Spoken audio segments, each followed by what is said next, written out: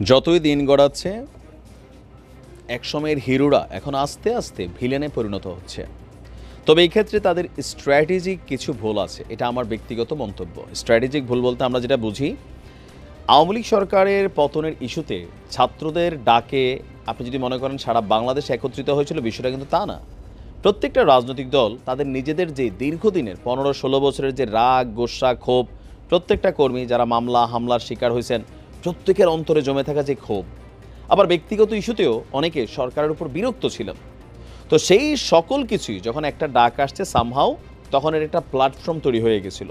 সেই প্ল্যাটফর্ম থেকে শেখ হাসিনা সরকারের কিন্তু পতন করেছে, যেটা নিয়ে বিএনপি এবং জামাত দীর্ঘদিন যাবৎ আওয়ামী লীগ সরকারের পতনের জন্য তলে তলে প্রকাশ্যে তারা অনেক ধরনের কর্মকাণ্ড করেছে। কিন্তু যেমনি হোক, ছাত্রদের একটা নেতৃত্ব ছিল, এটা অস্বীকার করার কোনো সুযোগ নাই যে ছাত্রদের ওই মুহূর্তে আসিফ, নাহিদ, সার্জিস, হাসনাত, তারপর হচ্ছে আরও যারা আছেন, তাদের ডাকে মোটামুটি একটা ইউনিটি তৈরি হয়েছিল, এক ধরনের নেতৃত্বে ছিল তারা। তো এখন ওই নেতৃত্ব থেকে যখন আওয়ামী লীগ সরকারের পতন হলো, স্বাভাবিকভাবে বাংলাদেশে আগামী দিনে ক্ষমতার সবচেয়ে কাছাকাছি আছে বিএনপি। ছাত্ররা তখন বিএনপির সাথেও বিভিন্ন ধরনের বক্তব্য দিয়ে, তারেক রহমানকে আরও বিভিন্ন আপনার বক্তব্যগুলোর কারণে বিএনপির সাথে তাদের এক ধরনের শত্রুতা তৈরি হয়ে গেল। ইভেন এই শত্রুতাটা এখন যেই লেভেলে আছে, আবার সমন্বয়কদের মধ্যে যে বিভাজন, এই যে সার্জিস পদ ছেড়ে দিচ্ছে, পদত্যাগ করছে, এগুলো কিন্তু পজিটিভ সাইন না। কেন্দ্রীয় বৈষম্য বিরোধী কার্যালয়ে মারামারি হচ্ছে, জাতীয় নাগরিক কমিটি বৈষম্য বিরোধী হাতাহাতি করছে, একজনের জন্য পিটাইয়া হাসপাতালে বাড়াচ্ছে। এই সিচুয়েশনগুলোতে নিজেদের অবস্থান কিন্তু অনেকটা ভেঙে গেছে। এর মাঝখানে যখন নিজের অবস্থা খারাপ হবে, বাকিরা কিন্তু শক্তই হবে। আজকে বিএনপি যে বক্তব্য দিছে, মানে এটা ছাত্রদের জন্য এক ধরনের তাদের দিন মোটামুটি শেষ হয়ে এসেছে, এটাই আমার কাছে মনে হয়েছে, আমার ব্যক্তি মতামত। ঢাকা মহানগর উত্তর যুবদলের আহ্বায়ক শরীফুদ্দীন ভাই, আন্দোলনের নেতৃত্ব তুমি কার, এটা নিয়ে কিন্তু খেলা চলতেছে। ছাত্রতা বলতেছে আমরা কারা, আমরা তারা যারা এটা। বিএনপি বলতেছে আমরা ওরা যেটা এটা। আর আন্দোলনের ক্রেডিট কি তারেক রহমানের নাকি হাতে গোনা 5 জন সমন্বয়ক যারা আছেন তাদের? এটা নিয়ে কিন্তু মাঠে একটা যুদ্ধ চলছে। সেই যুদ্ধটা নিয়ে আপনার আজকে আমরা দেখলাম যে শরীফুদ্দীন ভাই তিনি বলছেন, একটি বিশেষ শ্রেণী 20 দিনের আন্দোলন করে বিপ্লবের একক ঠিকাদার বনে গেছে। এটার কারণ কি? এটার কারণ হচ্ছে বিভিন্ন ইস্যুতে এই সমন্বয়কটা এমন এমন বক্তব্য দেয় যেটা পুরোপুরি বিএনপির আতে গিয়া ঘা দেয়। যেমন যারা নির্বাচন চাবে তারা এই মুহূর্তে দেশের গণশত্রু হিসাবে, ভাই তুমি কে আসলে এটাকে সার্টিফিকেট দেওয়ার, তাই না?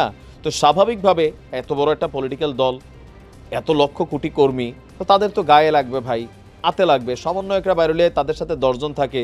বিএনপির একজন ইউনিয়ন পর্যায়ের নেতাও যদি এখন মাঠে যায়, তার পিছনে 100 জন মানুষ থাকে, তাই না? তো সেই জায়গা থেকে তাদের মধ্যে তো একটি ইগো প্রবলেম তৈরি হবেই।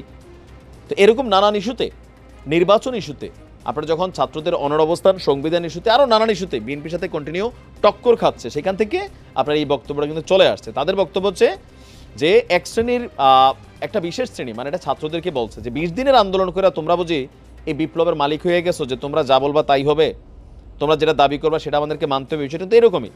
তো তিনি বলছেন তারা ভুলে গেছে গেল 17 বছর ধরে বুকের তাজা রক্ত দিয়ে আমরা রাজপথে হাসিনা সরকারের বিরুদ্ধে লড়াই করেছি এবং শেষ পর্যন্ত আমরা মাঠে ছিলাম। বিএনপির তথ্য অনুযায়ী তাদেরও শত শত নেতাকর্মী নিহত হয়েছে আন্দোলনে, হাজার হাজার নেতাকর্মী তারা আহত হয়েছে আন্দোলনে। তবে আন্দোলন চলাকালীন তারা তাদের পরিচয়টা গোপন রাখছিলেন, এটাও একটা পলিটিক্যাল স্ট্র্যাটেজি। আপনার গতকালকে আপনার মিরপুরে বশিরউদ্দিন স্কুল মাঠে একটা প্রোগ্রাম ছিল। তো 12 নম্বর ওয়ার্ড যুবদলের কর্মী সভায় প্রধান অতিথির বক্তব্য হিসাবে তিনি বলছিলেন যে গত 17 বছর আমার 3000 নেতাকর্মীকে ক্রস ফায়ার দিয়েছে আওয়ামী লীগ সরকার, 1200 নেতাকর্মী গুম করা হয়েছে। আর আবু সাইদের মৃত্যুর পর যখন আন্দোলন সারা বাংলাদেশে দানা বাঁধতে শুরু করলো, তখন ছাত্ররা 9 দফা ঘোষণা করে, আর 25 তারিখের দিকে আন্দোলন স্তীমিত হয়ে যায়। এরপর বেসরকারি বিশ্ববিদ্যালয়ের শিক্ষার্থীরা আন্দোলন জেগে ওঠান। তারপরে আন্দোলন শেখ হাসিনার পতন হয়, যেখানে প্রত্যেকটা জায়গায় বাংলাদেশ জাতীয়তাবাদী দলের অংশগ্রহণ ছিল। এই আন্দোলনের রূপকার হচ্ছেন জনাব তারেক রহমান। তো এখানে তিনি আপনার বক্তব্য লম্বা চূড়া একটা বক্তব্য দিচ্ছেন। তা আমি মনে করি আর কি, যেভাবে এই সাংঘর্ষিক বক্তব্যগুলা অথবা পাল্টাপাল্টি অবস্থান এই বৈষম্যবিরোধী ছাত্র আন্দোলনের নেতারা, তারা এখন বিভিন্ন প্ল্যাটফর্মে কাজ করছেন। বিএনপির সাথে স্পষ্ট বিবাদটা বাড়ছে, স্পষ্ট বাড়ছে। আর আগামী দিনে বিএনপি ক্ষমতায় গেলে এই বিবাদটা একটা নেগেটিভও হইতে পারে। তবে তারেক রহমান তিনি যথেষ্ট পজিটিভ থিঙ্কিং করেন, পজিটিভলি ভাইব করার চেষ্টা করছেন নেতাকর্মীদেরকেও, হয়তোবা এটা ব্যালেন্স হবে। কিন্তু কোথাও না কোথাও একটা সাংঘর্ষিক রূপ তৈরি হতে পারে। যদি কখনো একটা সাংঘর্ষিক অবস্থান তৈরি হয় রাজপথে, এরপরে কিন্তু সমন্বয়কদের বিএনপি ক্ষমতায় গেলেও খবর আছে। আর আওয়ামী লীগ তো পইরেই আছে, পিছনের সুযোগ পাইলেই দেবে, এটাই বাস্তবতা। তো দেখা যাক আসলে কি হয়। তবে রাজনীতি যেহেতু সার্জিস এখন এমপি ইলেকশন করবে, যখন আপনি রাজনীতি করতে আসবেন তখন আপনার আগের ইস্যু চলে যাবে। অ্যাজ এ পলিটিক্যাল লিডার হিসাবে আপনাকে মারবে অথবা আপনি মারবেন, এটাই আমাদের বাংলাদেশের রাজনীতি। একজনকে আরেকজন ফাঁসাবে, অপবাদ দিবে, বাদ দিবে, প্রশংসা করবে, এগুলাকে মাইনা নিয়ে রাজনীতির মাঠে নামতে হবে। তো দেখা যাক কি হয়। ভালো থাকবেন।